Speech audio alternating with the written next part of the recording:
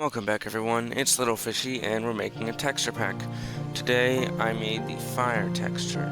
So for the fire texture, I just took some colors from a palette I had made before and started layering them on top of each other, trying to give it a little bit of a spiky or wiggly appearance. I only made 2 frames, I'll make the other 30 some other time and figure it out from there. That's all for the fire texture, so have a good day.